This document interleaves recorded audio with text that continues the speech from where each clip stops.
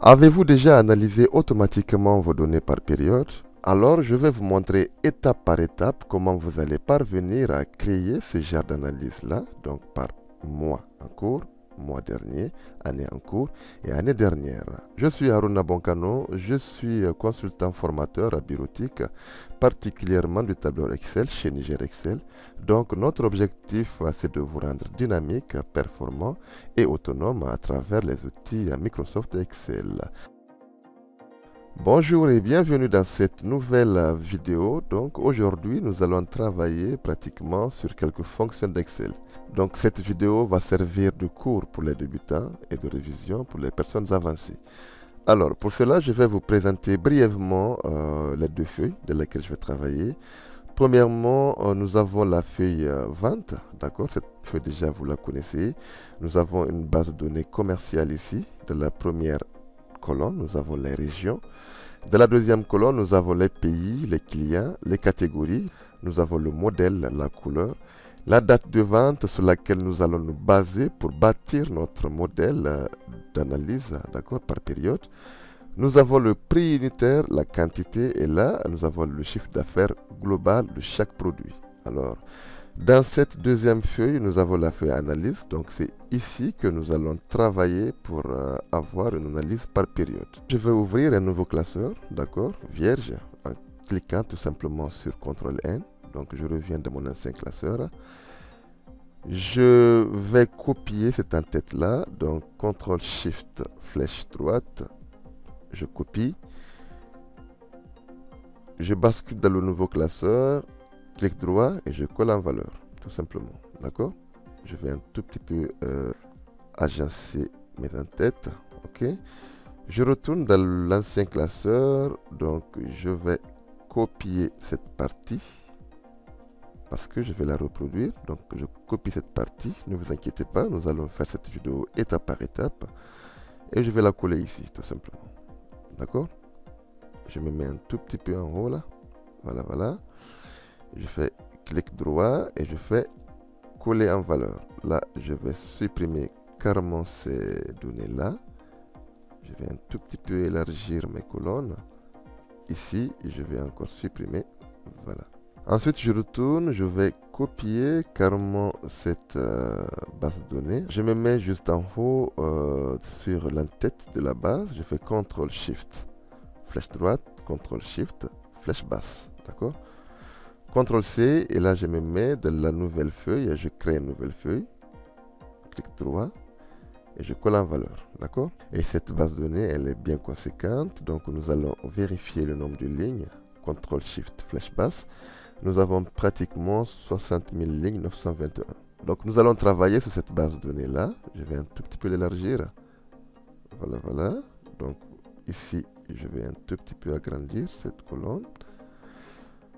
Ok, alors je vais fermer cet ancien classeur et on reprend pas à pas. Avant de travailler sur une base de données, je vous rappelle de la mettre sous forme de tableau Excel. Pour mettre un tableau, une base de données sur un mode tableau, alors ce que je vais faire, je me mets n'importe où de la cellule, d'accord, et je fais CTRL-L, tout simplement. Ou bien je viens de l'onglet accueil, j'ai ici mon onglet mettre sous forme de tableau Excel. Que mon tableau comporte des en-têtes soit coché. Sinon, cochez-le. D'accord? Et je fais OK. Automatiquement, j'ai ma base qui est mise sous forme de tableau Excel. Là, un nouvel onglet est déjà créé. Alors, j'ai une panoplie de fonctions liées à ce mode tableau-là. Alors ici, je vais changer le nom. Donc, en base, underscore vente. Voilà, je valide. Alors, je vais renommer cette feuille-là à analyse. Je valide cette deuxième feuille, je la nomme base, tout simplement. Alors là, je bascule dans la feuille analyse et je vais colorier cette en-tête-là. Alors, je fais onglet accueil et j'ai une palette de couleurs. D'accord? Je vous rappelle que si cette palette de couleurs est limitée, alors vous pouvez rajouter d'autres en cliquant sur mise en page, d'accord? Et là, on vient sur couleur. Nous avons toute une panoplie de palettes. Alors moi, je sélectionne d'habitude cette palette de couleurs verte là, D'accord? Et automatiquement, on revient de l'onglet Accueil et nous avons la palette de couleurs qui a été changée. OK? Là, je vais colorier mon en-tête. J'ouvre cette palette de couleurs et je vais sélectionner une palette de couleurs. Voilà, un peu plus sombre. Je change l'écriture de mes en-têtes. J'agrandis un tout petit peu. Ça, c'est un peu grand et je mets en gras. Voilà, voilà. Ici, je vais un tout petit peu élargir mes colonnes. Génial. Nous allons ici nous livrer à une petite démonstration de paramétrage. Pour cela, je me bascule dans l'onglet Développeur et je viens dans Insérer. Insérer, donc je sélectionne le bouton ici, là, d'accord. Case d'option, contrôle formulaire, je le sélectionne et je clique n'importe où. Voilà, voilà. Alors ici, je fais propriété et je lis cette cellule-là en cliquant ici et la cellule A, tout simplement. OK? Je fais OK. Là, je peux changer cette case-là. Là, je peux changer le nom. Mois en cours. D'accord? Génial. Constatez une chose. Si je clique dans ce bouton, et automatiquement, nous avons un de la cellule A. Alors, pour cela, je vais cliquer droit sur ce bouton et je vais dupliquer 4 fois ce bouton. D'accord? Je copie une fois, 2 fois, 3 fois, 4 fois. Je vais renommer ces boutons et on se retrouve juste après.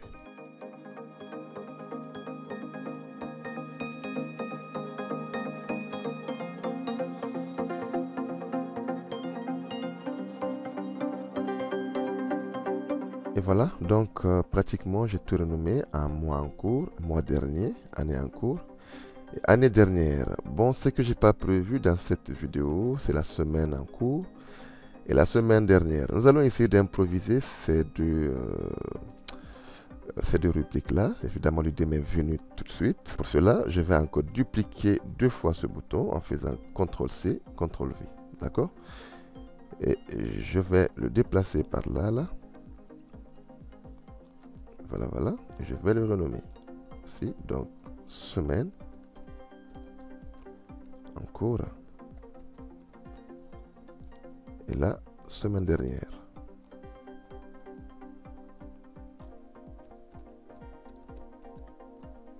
Voilà, voilà. Et voilà, donc tout est fait. Alors ici, je vais rajouter une colonne là. Je vais supprimer, effacer tout. Alors, là, nous avons paramétré nos boutons, donc tout est bon. Là, nous allons nous livrer uniquement au paramétrage de nos fonctions. Premièrement, nous allons déplacer ces 4 données-là. Et nous allons rajouter tout simplement semaine.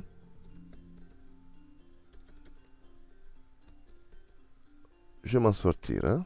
Voilà, semaine en cours. Et ici, semaine dernière. D'accord? Voilà, voilà. Donc, tout est bien fait. Ici, nous allons travailler sur quelques fonctions. D'accord? Pour la semaine en cours, c'est très simple. Je vais vous montrer d'abord une première formule qu'on appelle JOURSEM. Cette fonction a 2 arguments. Premier argument, c'est d'abord le numéro de série, qui est la date. Donc, je vais remplacer cette date-là par aujourd'hui. Ensuite, quand on passe déjà au second argument, nous avons tout un panoplie de chiffres. D'accord? Quand nous mettons 1 ici, alors c'est comme si nous disons, bon, ok, notre semaine va débuter le dimanche. Et que le samedi est la fin de semaine. Ok? Si nous mettons 2, par exemple, donc nous jugeons que la semaine débute le lundi et finit le dimanche. Alors, je sélectionne 2. OK? Et je valide. Automatiquement, ça me renvoie 7. Alors, 7 équivaut à dimanche. Donc, lundi, c'est 1. Mardi, c'est 2. Mercredi, 3. Jeudi, 4. Vendredi, 5. Samedi, 6. Dimanche, 7. Alors, nous allons utiliser cette merveille-là. D'accord? Nous allons copier cette formule et nous allons l'insérer dans notre formule de la semaine en cours. Ici, j'ai 7 et je mets la fonction aujourd'hui. D'accord? Donc aujourd'hui, qui me donne le 22. Alors moins, d'accord? Notre fonction jour sem que nous venons de créer, plus 1, tout simplement. Alors ça tombe le 16. OK? Et là, pour avoir la fin de semaine, je fais tout simplement cette formule-là, y compris le début de la semaine, plus 6. D'accord? Donc, nous avons le 16 ici. Là, c'est le 22. Si vous faites la simulation chez vous, vous allez constater que cette formule marche très bien. Moi, je n'aurai pas le temps de le faire. Je risquerais de rendre la vidéo trop longue et ennuyeuse. Alors, je passe directement à la semaine dernière. Si nous retrouvons déjà la semaine en cours, alors, pour trouver la semaine dernière, c'est très facile. Nous allons tout simplement créer cette même fonction-là aujourd'hui. Voilà. Bon, je préfère tout simplement faire ça. Alors, moins 7. D'accord? Nous avons le 9 et nous allons le constater ici. Nous allons ouvrir le calendrier. Donc, la semaine dernière, le premier jour, c'est le 9. Alors, je continue pour avoir la fin de la semaine dernière. Je fais tout simplement égal à cette date-là, d'accord, y compris la date du début du week-end, plus 6, d'accord. Et là, j'aurai le 15. Donc, nous pourrons vérifier notre calendrier. OK. Nous avons le 16 jusqu'au 22, la semaine en cours, et le 9 jusqu'au 15 pour la semaine dernière. Génial. Alors, nous passons au mois en cours. Le mois en cours, c'est très simple. Là, nous allons utiliser une fonction qui est très mal utilisée, qu'on appelle fin mois. Premier argument, il demande la date de départ. Date de départ, je mettrai aujourd'hui. D'accord? Ensuite, il me demande le mois. Là, faites vraiment attention. Pour le mois, si je mets 0 par exemple, je ferme et je valide. Je vais formater cette donnée-là en date. Et vous aurez constaté automatiquement, il me donne la fin du mois en cours. D'accord? Mais nous, ici, nous voudrions trouver le premier jour du mois en cours. Alors, au lieu de mettre ici 0, d'accord, je retourne en arrière de moins 1. Il me donnera le 31 juillet 2021. Est-ce que vous me saisissez? Voilà. Comme j'ai la fin du mois dernier, alors si je rajoute plus 1 à ma fonction, automatiquement, il tombe directement sur le premier jour du mois en cours. D'accord? Alors, si j'ai eu le premier jour du mois en cours, donc la fin du mois, c'est très simple. Je vais tout simplement faire une fonction aujourd'hui et je valide. Alors, donc, pour le mois en cours, nous avons le début du mois qui est le 1er août 2021 et la fin du mois, nous aurons chaque jour au fur et à mesure la date d'aujourd'hui. D'accord? Pour le mois dernier, je reproduis la même fonction, fin mois. Date, je mets aujourd'hui. Argument suivant, je fais moins 2. Je tombe directement le 30 juin. Donc ici, je vais formater cette donnée en date. Et vous aurez constaté que nous aurons le 30 juin. Alors, pour tomber directement au 1er juillet, je fais tout simplement plus 1. D'accord? Et là, pour avoir la fin du mois dernier, il n'y a qu'à tout simplement faire fin du mois, date de départ. Je prends cette formule-là, cette donnée-là, départ, je mets 0 pour rester dans le mois concerné. Et là, je valide. Toujours, je vais formater cette donnée-là en date. Voilà, voilà. Alors, pour l'année en cours, là, nous allons utiliser la fonction date. D'accord? Année, je prends mon année. Année de quoi? Tout simplement, année aujourd'hui. Ensuite, je ferme ma parenthèse pour la fonction année. Pour le mois en cours, alors, je ferai 1. Pour le jour, je ferai 1. Donc, j'aurai le 1er janvier 2021. D'accord? L'année en cours, là c'est le 1er janvier 2021. Pour avoir la fin de l'année en cours, alors je vais tout simplement faire aujourd'hui. OK? Alors, donc du 1er janvier 2021 au 22 août 2021, parce que nous sommes aujourd'hui le 22.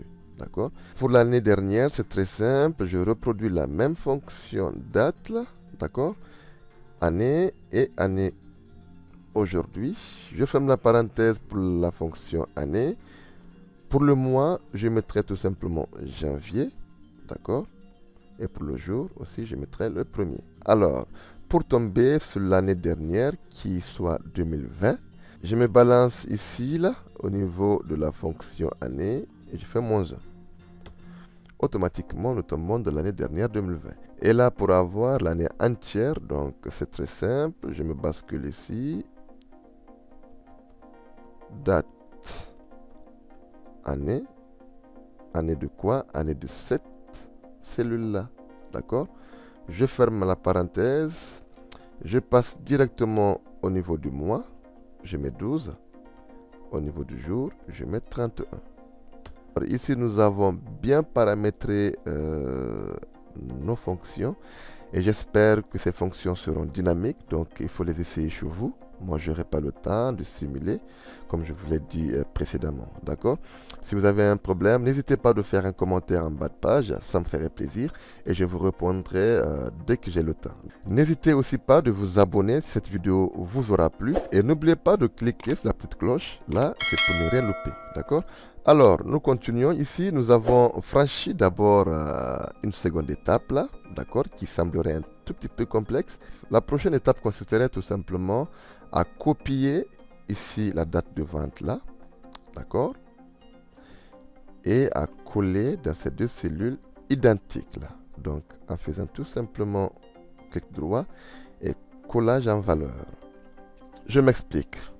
L'objectif ici, c'est de faire une fonction ci dans cette cellule-là. Cette fonction permet tout simplement, quand je clique sur la semaine en cours, ça me balance 5, automatiquement qu'il m'inscrive dans cette cellule semaine en cours. Si je clique là, semaine dernière, je vais vérifier le numéro de série, c'est 6. Alors automatiquement ici, il me balance semaine dernière et ainsi de suite. Pour cela, nous allons utiliser une fonction nouvelle qui est apparue, je crois, à partir de la version 2016 d'Excel, qu'on appelle si.condition. Test logique, tout simplement, si cette cellule-là est égale à 1, d'accord, alors je veux le mois dernier. Voilà, parce que le mois dernier, c'est 1. OK? Je reviens là pour plus de visibilité. Point virgule, test logique 2, toujours si A1 est égal à 2. En ce moment, point virgule, mois en cours. Test logique 3, si A1 est égal à 3. Alors, tu me renvoies année en cours, je crois bien. Test logique 4, si A1 est égal à 4, alors tu me renvoies année dernière et je continue. Si A1 est égal à 5, cette fois-ci, alors point virgule, tu me renvoies semaine en cours. Et là, si A1 est égal à 6, voilà. Et là, tu me renvoies la semaine dernière. Je ferme la parenthèse et je valide. Ici, le mois en cours, c'est 1. Automatiquement, il me renvoie le mois en cours. Si je clique sur mois dernier, normalement, j'aurai le mois dernier. Génial. Si je clique sur la semaine dernière, ici, j'aurai semaine dernière. Très bien. Si je clique sur année en cours, j'aurai année en cours. Si je clique sur année dernière, j'aurai année dernière. Je vais aussi essayer pour semaine en cours pour voir est-ce que ça marche. Semaine en cours. La deuxième étape dans cette procédure-là, c'est de créer une fonction recherche V. Alors, valeur recherchée, cette cellule-là, point virgule, table de matrice, je prends ici, d'accord, voilà. Numéro index colonne, je prends 2, valeur si proche, je mets 0. et je valide. Je vais copier cette fonction dans la barre de formule. Je fais échappe pour sortir de la sélection. Et je me place toujours dans la barre de formule. Et là, je change le numéro index colon de 2 à 3. Je vais tout simplement formater ces données-là en date. D'accord? Et là, date courte. Vous constaterez automatiquement que la semaine en cours, c'est le 16/8/2021 au 22/8/2021. Si par exemple, je sélectionne le mois dernier, d'accord, automatiquement, le mois dernier, c'est le 1er juillet 2021 au 31 juillet 2021. Alors, je prendrai le mois en cours. Le mois en cours, c'est du 1er août 2021 à aujourd'hui. Donc, ce n'est pas fini. Nous allons essayer de continuer notre formule comme nous allons agir par intervalle de date. Alors, s'il s'agit ainsi, alors je me mets dans ma première recherche V, d'accord? Je mets un guillemet, donc je mets supérieur ou égal. Je le mets évidemment entre guillemets et je concatène avec ma fonction recherche V. Je valide. D'accord? Pareillement ici, je me mets au début de la fonction, d'accord, de la formule. Et là, cette fois-ci, je mettrai guillemet inférieur ou égal. Je ferme le guillemet et je concatène avec ma fonction recherche V. Alors ici, nous avons terminé pratiquement le paramétrage de nos fonctions. Et là, nous allons travailler sur le filtre élaboré. Je m'explique. Là, nous allons procéder au filtrage des données. Quand je clique ce bouton-là, qu'il m'extrait les données de la semaine en cours. Si je clique ici, qu'il m'extrait automatiquement les données de la semaine dernière et ainsi de suite. Pour bâtir le modèle, je me place dans l'entête de mes colonnes. Je sélectionne au moins 2 colonnes, d'accord, sinon ça ne marchera pas. Nous allons enregistrer d'abord une macro, donc je fais développeur. Je rappelle que si vous n'avez pas cet onglet-là, d'accord, vous faites un clic droit sur votre barre de menu et personnalisez le ruban. À votre droite, vous verrez l'onglet développeur, d'accord, et vous cliquez sur OK. Alors, là, je fais développeur, je fais enregistrer quoi? Enregistrer une macro. Et je renomme ma macro comme filtre. Je fais OK. Et top, c'est parti. À ce stade, pas de manipulation bête. Désolé pour le mot, d'accord? Le temps d'attente n'est pas compté dans Excel, mais plutôt les actions. Donc, prenez tout votre temps. Réfléchir aux actions que vous allez mener pour ne pas créer du désagrément dans votre code VBA. Ici, je vais faire l'onglet Données et je clique sur Avancer. D'accord? Il n'y a pas de problème, c'est juste une alerte et vous faites OK. Là, nous avons une petite fenêtre qui s'affiche nous demandant si nous voudrions filtrer sur place ou copier vers un autre emplacement. Alors, je copie vers un emplacement différent, d'accord, qui est ici, là. OK? Je cherche ma plage, je reviens dans ma base et je me mets juste en haut de ma plage jusqu'à obtenir une flèche oblique comme ça. Je clique une fois, comme vous le constatez, je clique 2 fois, là elle prend toute la base. Je reviens dans mon filtre avancé, je cherche ma zone de critères. La zone de critères, alors, je me bascule ici au niveau date de vente. Je prends y compris la date et les entêtes, d'accord? Je reviens à ma case de départ et là, je vais copier mes données dans cette partie-là, tout simplement, d'accord? Alors, je fais OK et là, automatiquement, il m'extrait les données de la semaine dernière. N'oubliez pas de faire développeur et d'aller arrêter l'enregistrement. Alors ici, nous allons choisir par exemple la semaine en cours. D'accord? On clique dessus. La semaine en cours et automatiquement, ma recherche verticale prend la semaine en cours en charge. Donc, je fais macro, exécuter.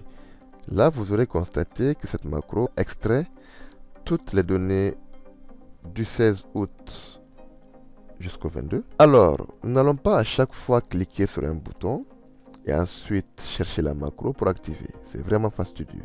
Pour cela, nous allons octroyer cette macro-là à chacun de ces boutons, d'accord, afin que quand on clique sur ce bouton automatiquement que la macro prenne effet. Donc pour cela, je me bascule dans le mode création et je cherche mon bouton. Là, j'affecte le macro à ce bouton, je fais nouvelle et là je colle la macro filtre. Et nous allons faire pareil pour tous les boutons. Et voilà, nous allons essayer tous ces boutons-là. Donc par exemple, ici, la semaine en cours, automatiquement, il m'affiche toutes les données de la semaine en cours. La semaine dernière, comme vous le constatez, le mois dernier, là nous avons le mois de juillet, le mois en cours. Ici, nous allons essayer de travailler un tout petit peu sur le glissement de l'écran. D'accord? Parce que quand vous cliquez sur le bouton, vous voyez que l'écran tremble. Pour cela, je me bascule mon macro filtre. Ok, je fais modifier. Et là, je viens ici, je mets une petite procédure, application, point screen updating, égale false, tout simplement. D'accord? Et là, normalement, si on clique sur les boutons, voilà, comme vous le constatez, il n'y a plus de glissement de l'écran. Alors, je vais tout simplement masquer ces trois colonnes-là. Ok. Voilà, voilà. Et le tour est joué. Alors, nous allons essayer nos codes ici. Semaine dernière, pas de problème. Mois dernier, pas de problème. Mois en cours, pas de problème. Année en cours, aucun problème. Et année dernière, aucun problème. Alors je m'arrête là. J'espère que cette vidéo vous aura plu et va vous aider dans vos projets. N'oubliez pas, comme je l'ai dit, de vous abonner. N'oubliez aussi pas de cliquer sur la petite cloche pour ne louper aucune vidéo ultérieure. Faites un commentaire en bas de page. Faites un commentaire, ça me ferait plaisir. Quant à moi, je vous dis à très bientôt dans une prochaine vidéo. Merci et ciao.